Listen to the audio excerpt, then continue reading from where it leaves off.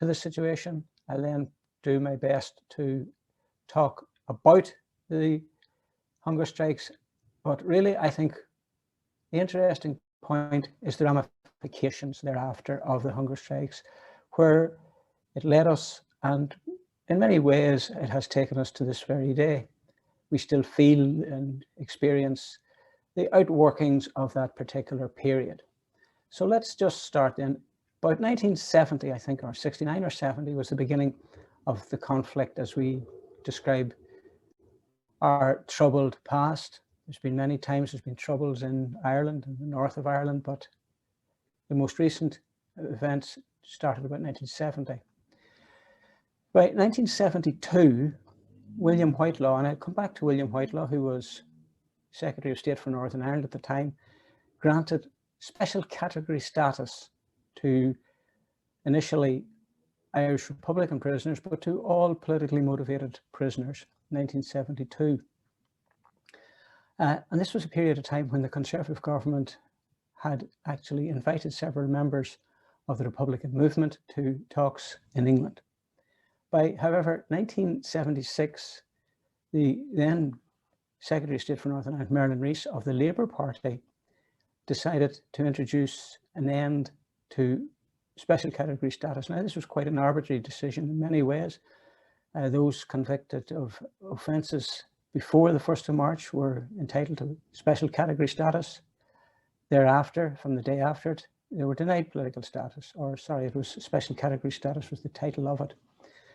Now, this was as a result of a new departure that had happened in the middle 70s, late 75, early 76, known colloquially as Ulsterisation, supremacy of policing, and what they described as criminalisation and reliance more on quasi-judicial process than a security military response to what was happening in the 6 counties of Northern Ireland. Now, one of the things that was happening was that, and this I want to try to explain the outlook of Republicans, of Republican prisoners, and I'm quite well aware that this is my view of it. Others would contest it, but let me just explain from our point of view, my point of view, what was happening. The captured members of the Republican movement, the IRA and the INLA, that's the Irish National Liberation Army. IRA stands for the Irish Republican Army, taken to police custody, quite often brutalized while in police custody. Now, that's not just a claim that I'm making. Police doctor Robert Irwin, in a statement, this is a police doctor hired by the Royal Ulster Constabulary, recorded at least 150 cases of injuries inflicted on prisoners. This was substantiated later by both Amnesty International and a commission, the Bennett Report, commissioned by the British state. Men or prisoners were then taken before diplock courts, no jury courts, where the judiciary invariably accepted and convicted on the basis very often of uncorroborated confessions. Confessions that were in many cases, many cases, extracted under brutality. And well over half of those prisoners in the H blocks of the Meaghs or Long Kesh were actually convicted on this basis. So this was the background to the beginning and start of a protest against what was described as criminalisation or the removal of special category status. You can gather the outset, or from the outset, the mindset of those that were convicted and imprisoned under these conditions. The British government saying that you're criminals, that you have no standing, that you have broken the law, but in effect that we were experiencing a situation where effectively we experienced the state willy-nilly breaking its own rules and regulations with little consequence, it appeared, for them.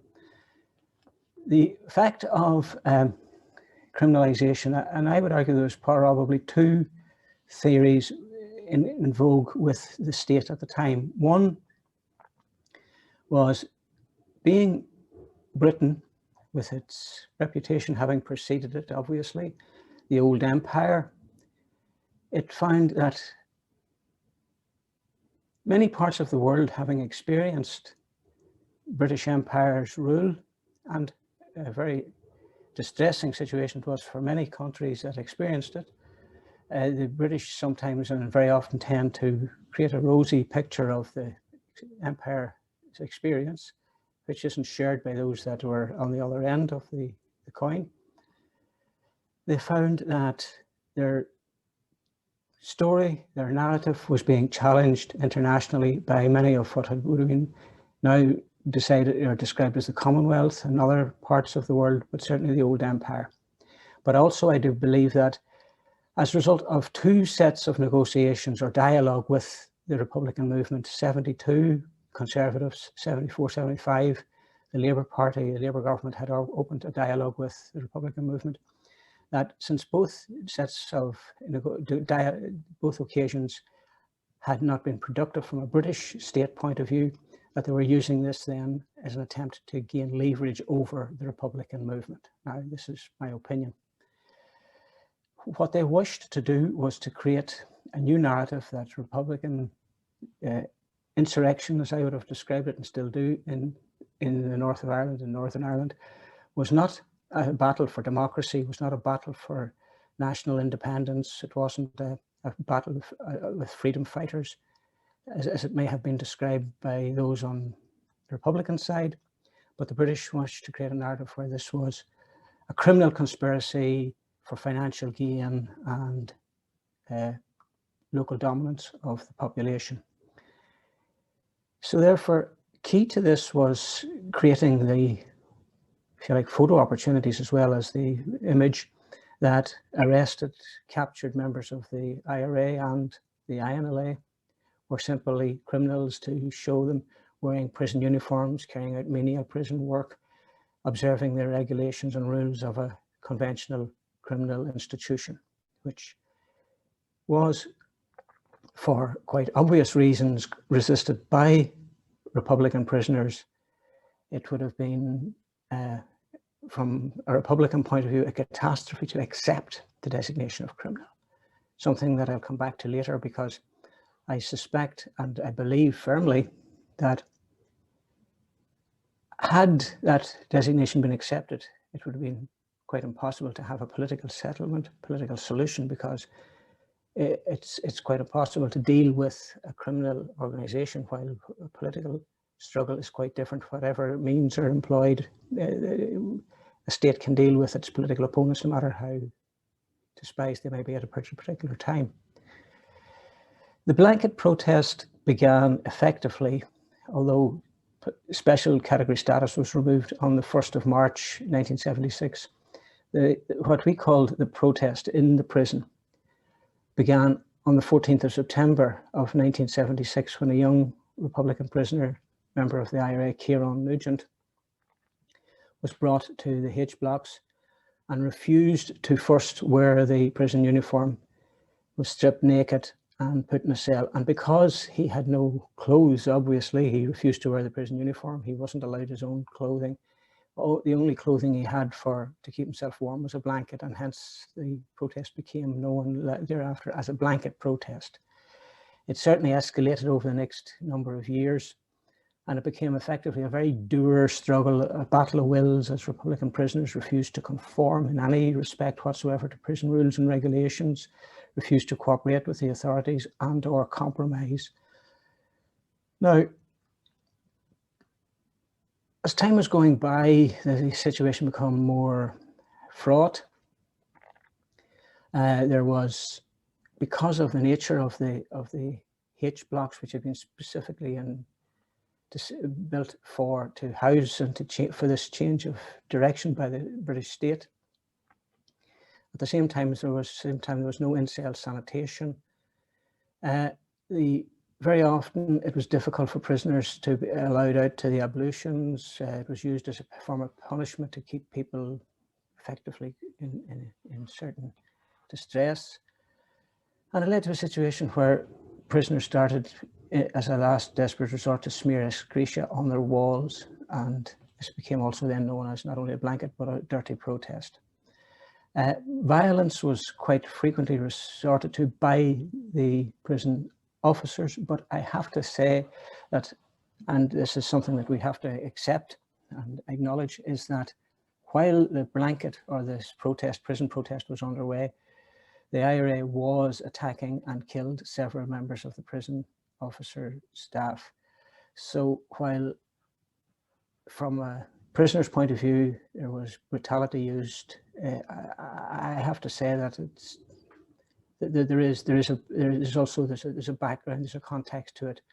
I'm not saying which started first. I'm just saying that we have to be mature and acknowledge that there is usually two participants in a dispute of that nature. But however, what was happening was that the conditions were dire, the experience was dire, and time was going by. In fact, support, however, for the prisoners was probably stronger than the British state had anticipated.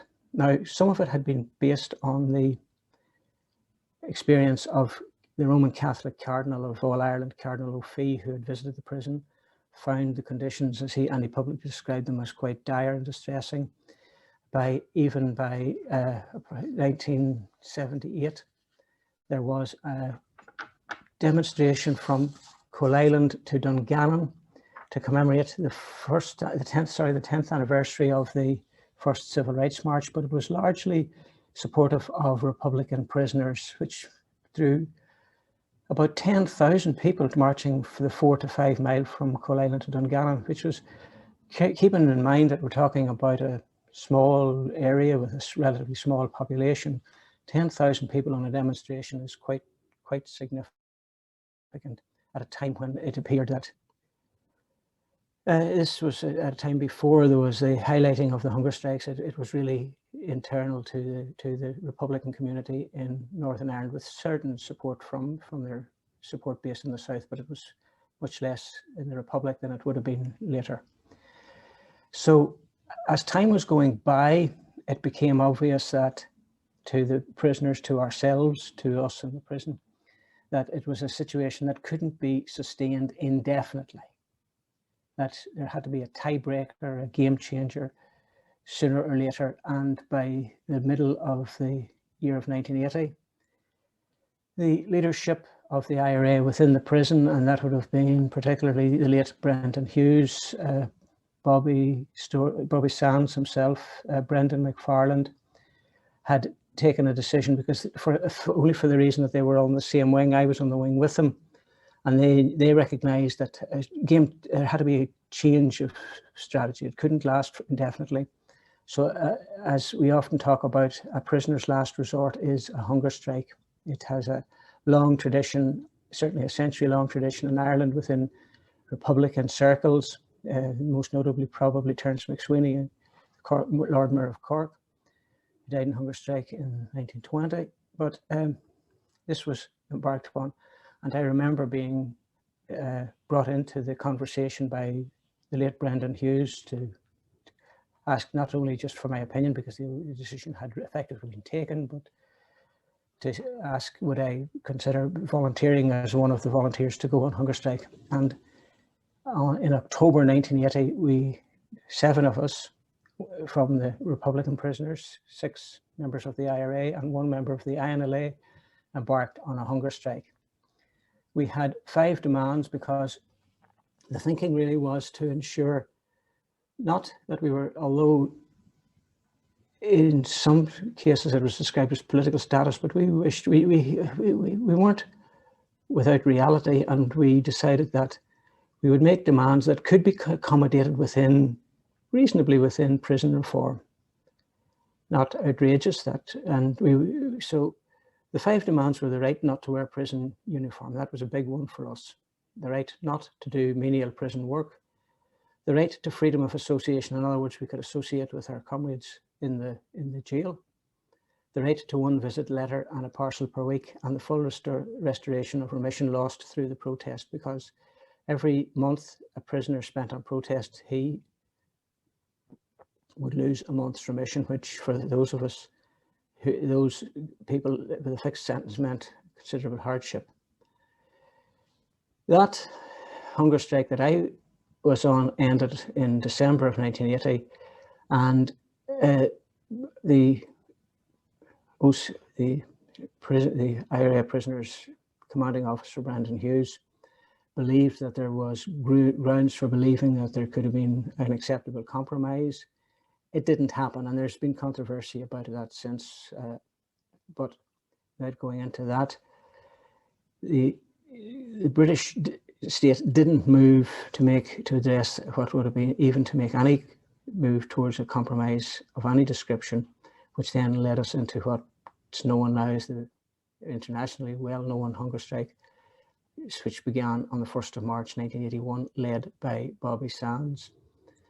And over the course of the months between March and October, not only Bobby Sands died, but another nine prisoners died on hunger strike.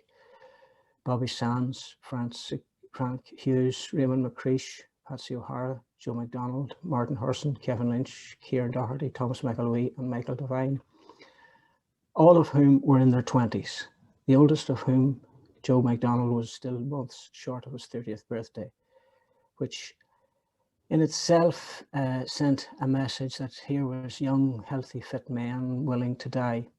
But over the course of that 9-month period, Bobby Sands had been elected Member of Parliament for the constituency of Fermanagh and South Tyrone, and with over 30,000 votes.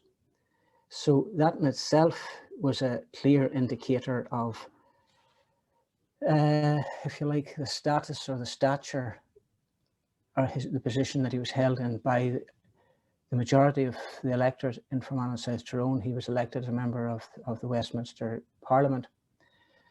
And his funeral was attended by over 100,000 mourners. So incidentally, the British government, almost their first response to that was to issue a change to the Representation of the People Act, making it impossible for prisoners to stand as candidates rather than addressing anything else that changed the rules of standing for Parliament. But having said that, in April, Margaret Thatcher, then Prime Minister, spoke to a press conference in Saudi Arabia, saying that she would not meet with members of the Irish Parliament, the Dáil in Dublin. Issues like that were, if you like, incendiary type of speech, alienating huge numbers of people within the Republican nationalist community, both in the 6 counties of Northern Ireland, in the 26 counties, and even abroad.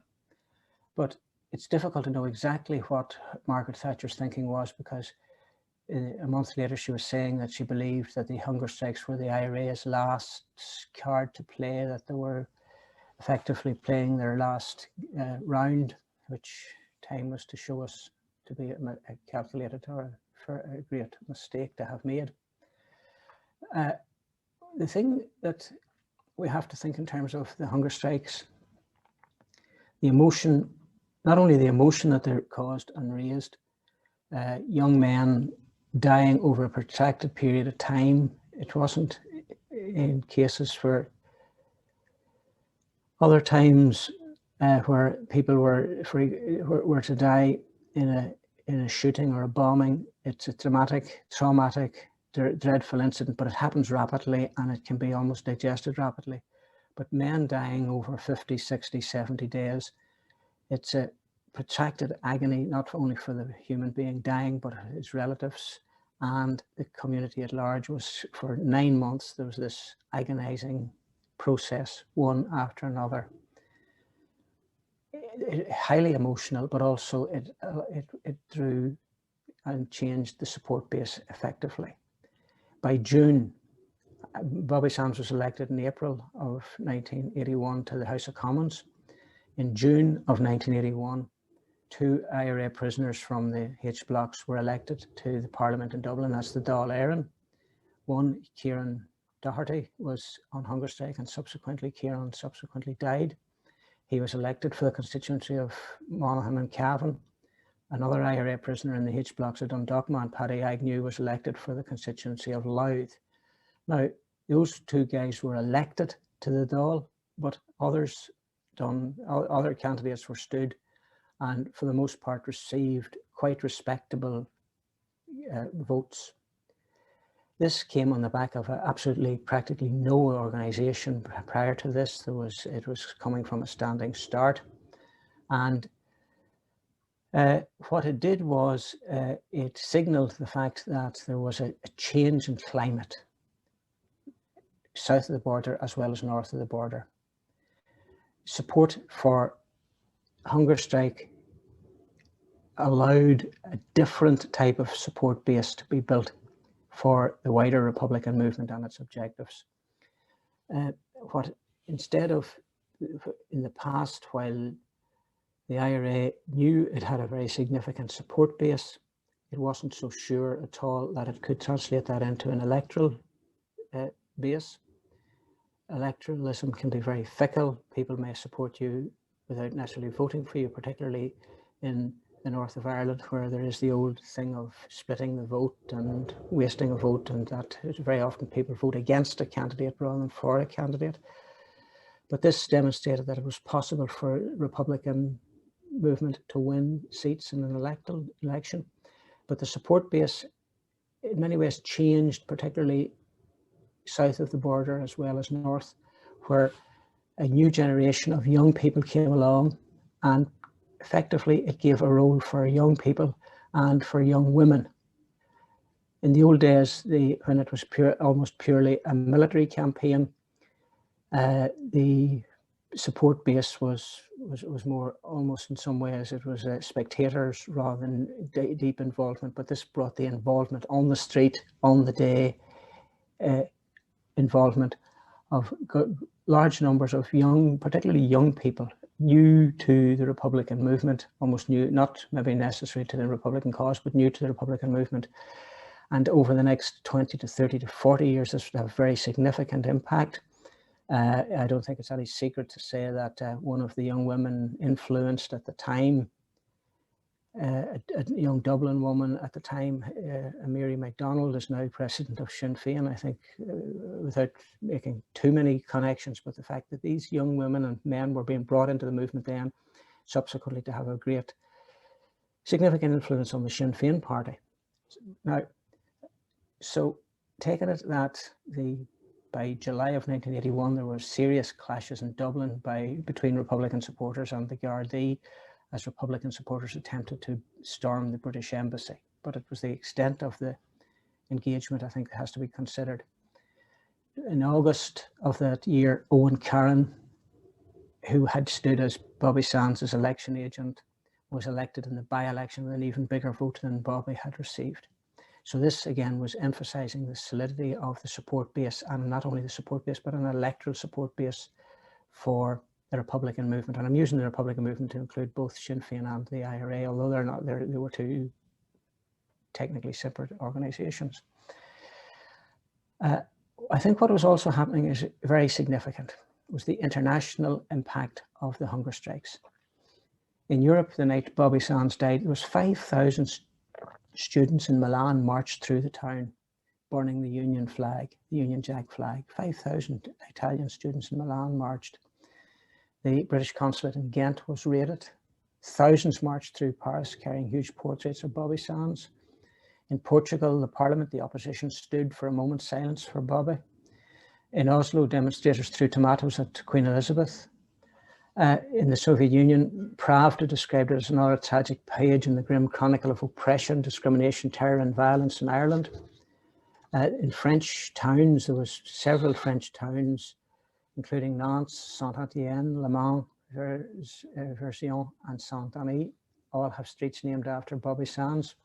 In Cuba, there was a memorial to Sands and other hunger strikers unveiled. Equally important further afield in the Far East, or Middle East, sorry, in Iran, President Bani Sadr sent a message of condolence to the Sands family. Palestinian prisoners sent a message from their prison in Israel to the Sands family, describing him as a martyr. Significantly, in India, the Indian opposition in the parliament stood for a moment's silence. Now, keeping in mind, India, once the crown jewel of the empire, this is the old empire's history coming back to haunt it. Hong Kong. There was criticism in Hong Kong of the British government's failure to end the conflict. In the United States, while by and large conservative elements in the States, the New York Times, the Chicago, the Washington Post was supportive of the British government, oddly enough, and of course there was Irish Americans supportive of the hunger strikers, but that's, I mean, you could almost say that's to be expected, although it had a certain influence. But one surprising thing, a group which was well known at the time called the Grateful Dead, pop group, not with any obvious connections to Ireland, dedicated a song to Bobby Sands the night he died. Fidel Castro sympathized, as did Nelson Mandela and the ANC. So what you're seeing happening is the IRA and its struggle changes from almost being a local issue to an international issue. Now, you could argue that the British government is not particularly disturbed by criticism from the Iranian Revolutionary Guard or from Fidel Castro or from Pravda in Russia, because those things happen. But it was giving the Republican movement, the IRA and its supporters, credibility on a global scale that was bringing them into the heart of the left. And something else that is significant here, it is demonstrating clearly to Sinn Féin that, and the Republican leadership, that there is an alternative, that there's, if you like, a supplement, or there's another method of progress, not just armed campaigning. And by late 1981, and this was only weeks after the end of the hunger strike in October of 1981, weeks after, at a Sinn Féin Ardèche, that's the General Convention of the Sinn Féin party, one of the prominent spokespersons for the party, their public relations officer, Danny Morrison, used the phrase of Armalite and ballot box, indicating that there was an understanding of the role for electoralism as well as for an armed campaign. By very shortly thereafter, this was not, all of this was not certainly lost on the British government, and much less lost on the Dublin government. Garret Fitzgerald, then Taoiseach, in November of 1981, entered into talks with Margaret Thatcher, and as a result of the meeting, it was decided to establish the Anglo-Irish Intergovernment Council, which would act as a forum for meetings between the two governments. Now, this was a formal arrangement set up effectively to counteract the impact of the growing support for the Republican movement, for Sinn Féin, for the IRA, the Provisional IRA, in not only the north of Ireland, but also the Republic of Ireland as well. So this was a clear indication that south of the border in Dublin, there was real concern that the Republican movement was expanding, was building its support, and I think we've used evidence that there was.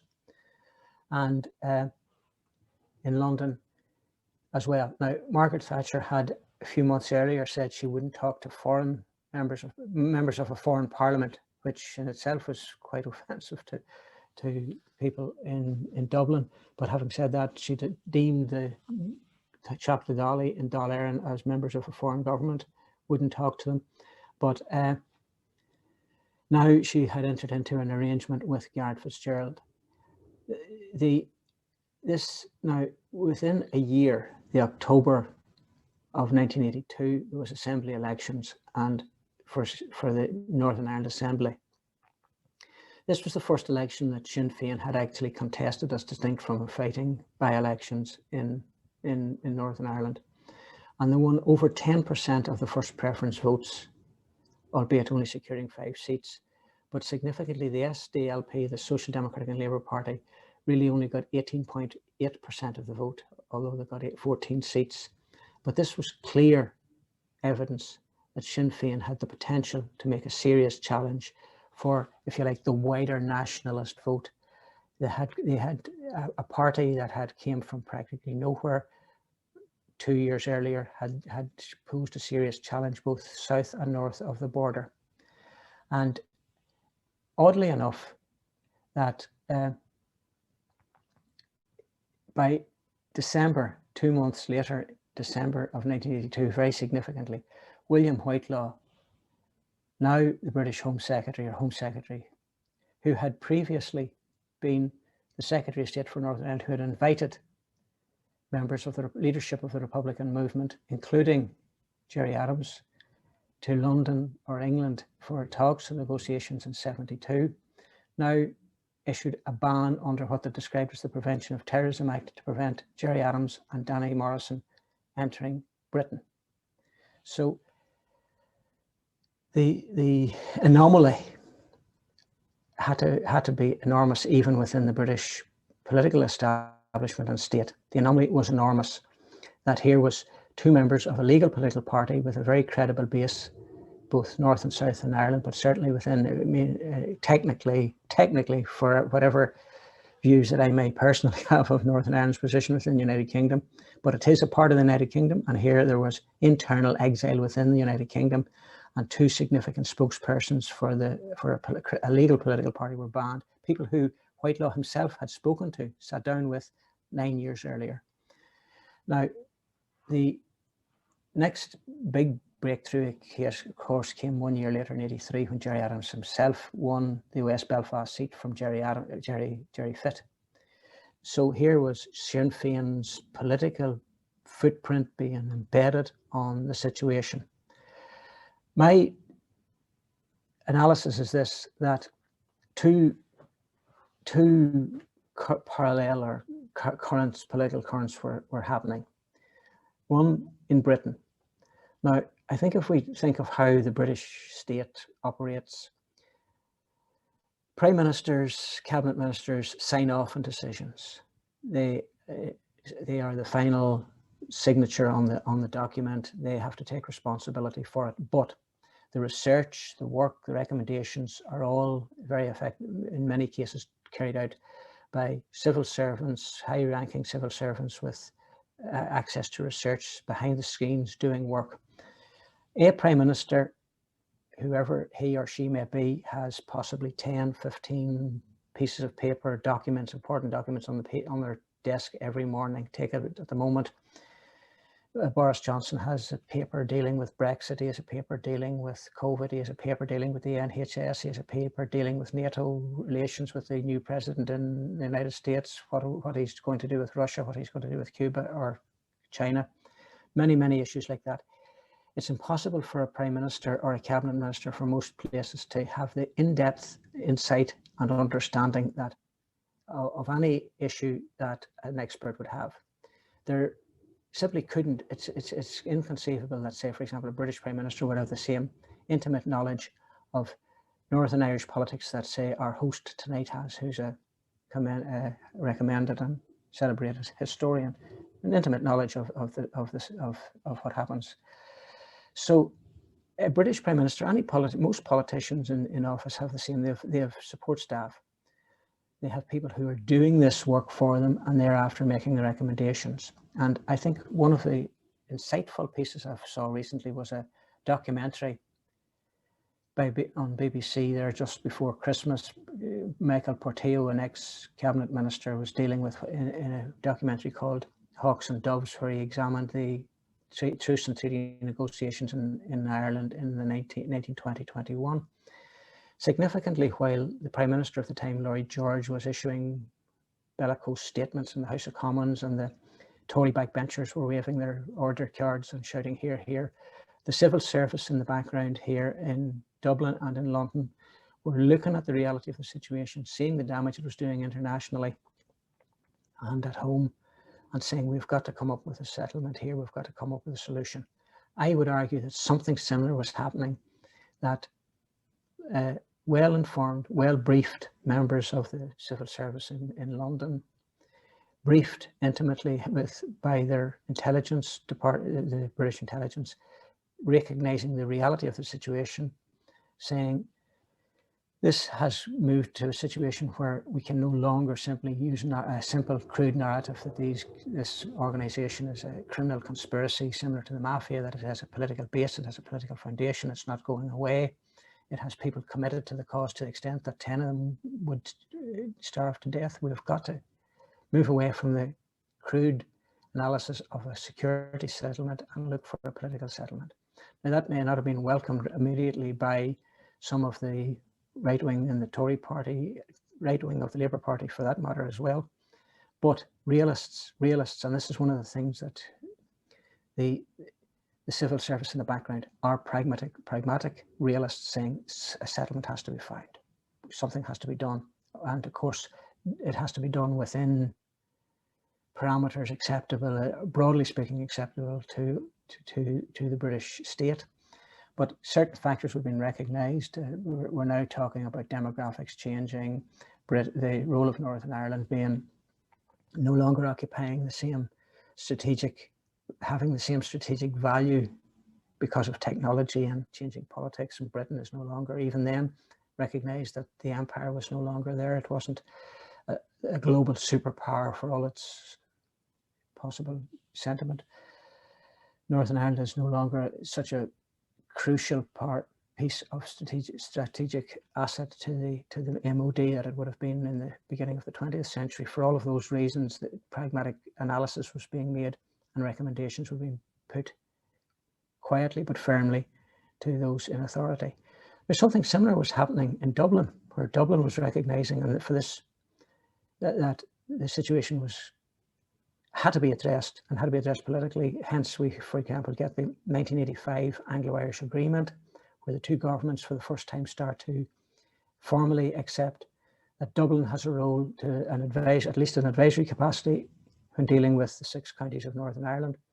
And this, of course, as we know, created furore within unionist circles, but it remained in place nevertheless.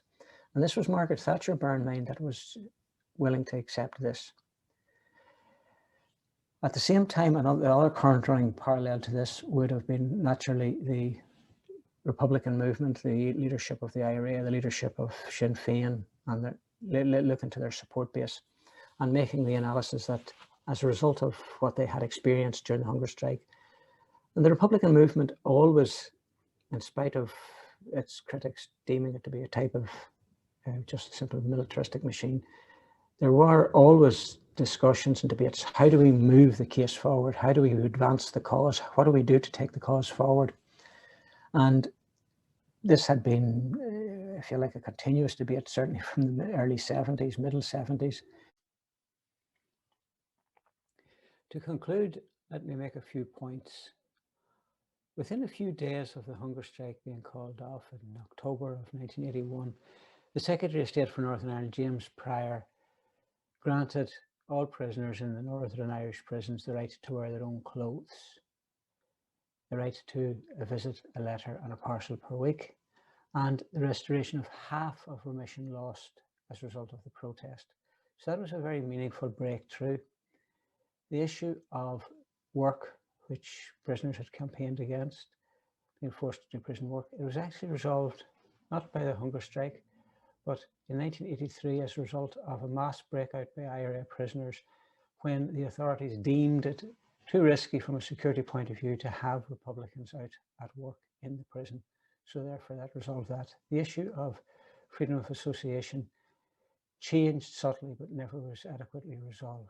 However, in the wider context, and this is where the hunger strikes were very meaningful, it is undoubtedly the case that the British government, the British state, the British civil service re-evaluated, recalculated their response to the situation in the north of Ireland and Ireland as a whole.